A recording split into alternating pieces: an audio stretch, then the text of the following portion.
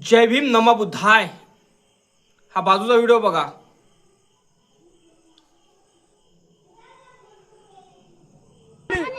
मातंग समाजाने समाजाच्या जागेमध्ये झेंडा बघितला तर ही घटना इंजनगाव वसमत या ठिकाणची आहे।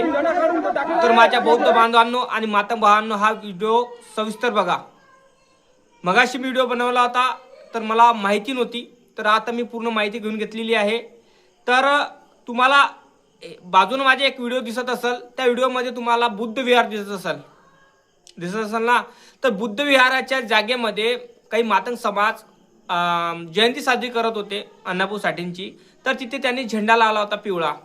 तर बुद्ध विहाराच्या ठिकाणी झेंडा पिवळा लावला होता, त्या कारणामुळे बौद्ध समाजाने पोलीस प्रशासनाकडे दखल घेतली। तिथे पोलीस लोक आले आणि तिथला झेंडा उफाळला।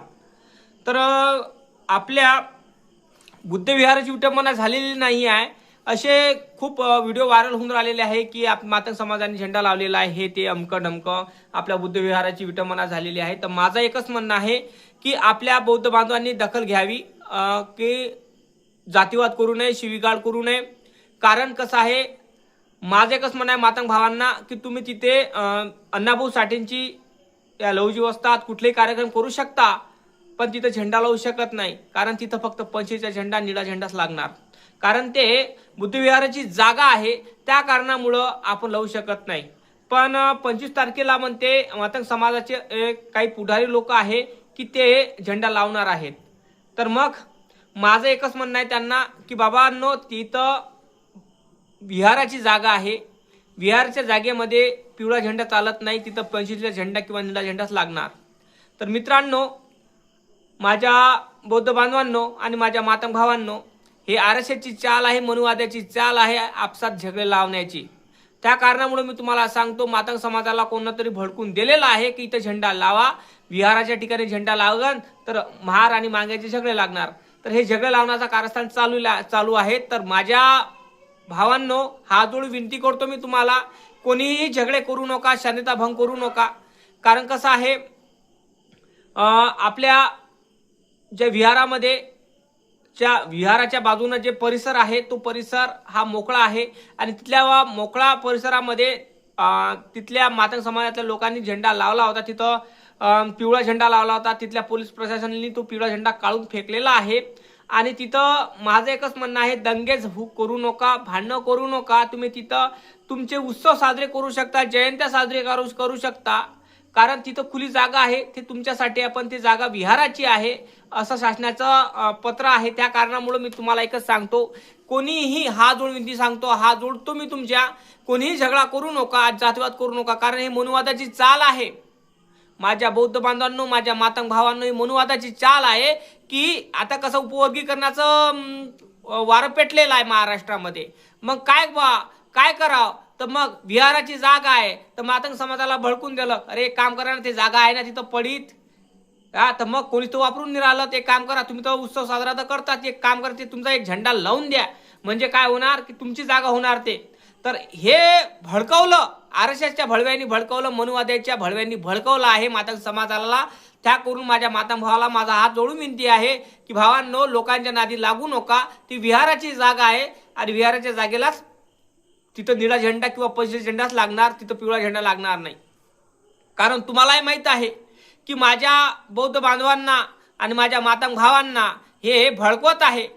कारण जाती व्यवस्थेचं वारं पेटलेलं आहे महाराष्ट्रामध्ये आणि काही मनुवादी, काही राजनीतीतले लोक, पक्षातले लोक आपले तमाशे बघून, आपले भांडणं बघून फक्त ते असे करून राहिले की यांचे वाद कधी पेटणार, कधी माराठोक्या करणार, कधी तलवारा काढणार, कधी बंदुका काढणार, अशा पद्धतीची वाट बघून राहिले।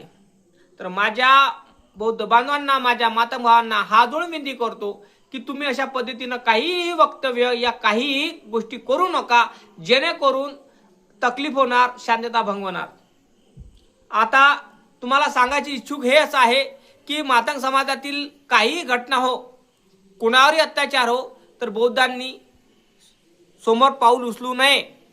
कारण तुम्हाला माहित आहे, त्यांचे हे काहीतरी लोक, तुम्हाला माहित आहे ना, आपण मागं त्या महिलेवर अत्याचार झाला होता, गोळीबार झाला होता त्या महिलेवर, तर आपले तिथं आंबेडकर चळवळीतला नेते आपले गेले होते, तुम्हाला तर माहिती आहे ना. तर तिथे गेल्यावर त्या नेत्याला काय म्हणे माहिती आहे ना तुम्हाला, ते दोघं का तिघ जण म्हणे का आम्ही तुम्हाला नेवता देत नाही, तुम्ही प्रसिद्धी पाहण्यासाठी तुम्ही येता, तुम्ही आमच्या गाडीत दम आहे, अशा पद्धतीचे लोक बोलत होते. तर माझ्या भावांनो, कोणीही जाऊ नका, कोणीही दखल घेऊ नका. आपल्या बुद्धविहाराची जागा आहे ते बुद्धविहाराचीच राहणार. तिथे निळा झेंडा किंवा पंचवीस झेंडाच लागणार, कुठलाही निळा भगवा पिवळा झेंडा बसणार नाही. कारण विहाराची जागा आहे ती विहाराचीच राहू द्या, हे माझं मत आहे. आणि शांतता भंग करू नका, जातीवाद करू नका, हे माझं मत आहे. कारण तुम्ही तिथे जयंती साजरी करू शकता, अण्णाभाऊ साठेची, लहुजी वस्तादाची, कुठलाही कार्यक्रम करा. पण माझ्या भावांनो, हात जोडून तुम्ही तुम्हाला त्या नारशेच्या भळव्यांच्या मागं लागून तुम्ही तिथे पिवळा झेंडा लावू नका, हे माझं मत आहे. कारण तिथं पोलीस प्रशासन आले आणि तिथं तुमच्या झेंडाचा अपमान झाला, तर मला हे सहन झालं नाही की माझ्या मातम भावाच्या झेंडाचा अपमान झाला. कारण कसं आहे, तुमच्या झेंडाचा अपमान झाला तर मला दुःख वाटू राहिलं भावांनो. कारण कसं आहे भावांनो, आपल्या हक्काची जागा असली तर आपण हक्क गाजू शकतो, पण विहाराची जागा आहे ते, तिथं विहारा जागेमध्ये आपण हक्क कसा जागू शकतो ते सांगा मला. कारण कायद्यापेक्षा कोणी मोठं नाही. कायद्याच्या चौकटीत बसाल तर चांगलं आहे, कायद्याच्या चौकटीत राहाल तर चांगलं आहे, कायद्यात राहाल तर फायद्यात राहाल, माझं हे मत आहे. तर हा व्हिडिओ शेअर झाला पाहिजे, जेणेकरून जनतेपर्यंत पोहोचला पाहिजे. कारण इंजनगाव वसमतची ही घटना आहे आणि मी ह्या घटनेची पुरी सविस्तर काढली. तिथं पोलीस प्रशासन का आले होते, का नाही, तिथं भांडणं का झाले, का नाही, हे सगळ्या गोष्टी मी त्याची चौकशी काढली. त्या चौकशी काढून मी हा व्हिडिओ बनवला आहे. कारण मी अगोदर चौकशी काढली नव्हती, तर व्हिडिओ बनवला होता आणि मी म्हटलं तर मला माहीत नव्हतं की ते विहाराची जागा आहे. पण मी आता चौकशी काढल्याबरोबर ते विहाराची जागा आहे आणि इंजनगाव वसमतची घटना आहे.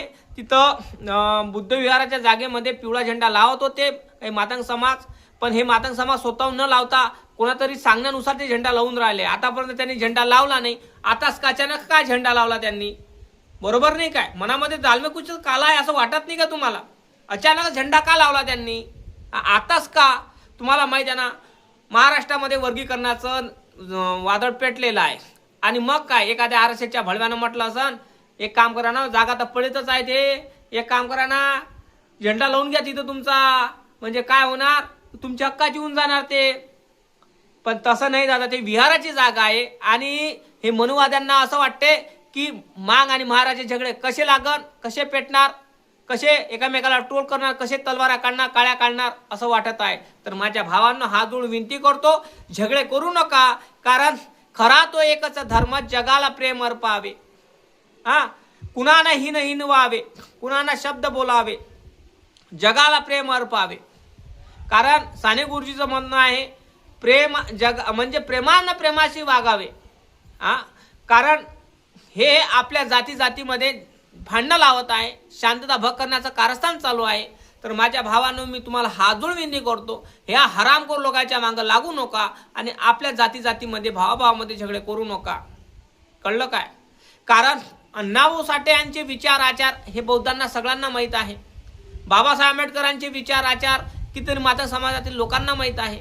छत्रपती शिवाजी महाराज, महात्मा फुले, हे सगळे विचार कितीतरी मातंग समाजात 70% तो मानतो, विचाराने चालतो. पण काही असते मनुवादी, काही भळवे असते, त्यांना शांतता भंग करण्याची प्रयत्न करतात, जातीवाद करण्याचा प्रयत्न करतात. त्या कारणामुळे माझ्या भावांनो, जातीवाद करू नका. ती विहाराची जागा आहे म्हणते आणि तिथल्या पोलीस प्रशासन लोकांनी सांगितलेलं आहे. पण काही मातंग समाजातील लोकांनी म्हटलं की 25 का 26 तारखेला आम्ही अजून तिथं झेंडा लावणार आहे. म्हणजे काय होणार आहे, दंगे होणार आहे, दंगली होणार आहे. तर भावांनो, दंगली करू नका आणि हा व्हिडिओ शेअर झाला पाहिजे, जेणेकरून जनतेपर्यंत पोहोचला पाहिजे माझा हा व्हिडिओ. हा जोड विनंती करतो दादा, हा शेअर झाला पाहिजे. जय भीम, जय शिवराय, जय संविधान, जय लहुजी. लाईक आणि चॅनलला सबस्क्राईब करायला विसरू नका, फेसबुकवरून फॉलो करायला विसरायचं नाही.